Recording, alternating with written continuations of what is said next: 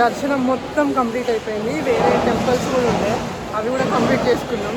మాకు చాలా టైం ఉన్నది, ఎందుకంటే 4:30 వరకు మాకు టైం ఉంది కాబట్టి మూవీకి వచ్చినాం. స్వర్ణ మల్టీప్లెక్స్లో మూవీ పేరు ఏంటిది, చెన్నై లవ్ స్టోరీ.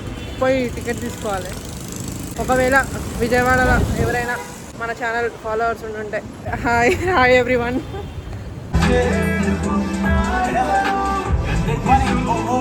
సో ఇప్పుడే మూవీ అయిపోయింది. మూవీ మీద నీ ఒపీనియన్ ఏంటిది? మంచిగా చెప్పురా. కొంచెం చెత్త అంటే అసలు డైరెక్టర్ గారు మీరు ఏం చెప్పాలనుకున్నారు మాకేం అర్థం కాలే. అసలు అది ఒక ఆత్మ, చచ్చిపోయిన ఆత్మ మళ్ళీ లేచి వస్తుంది. వావ్, చీకటి.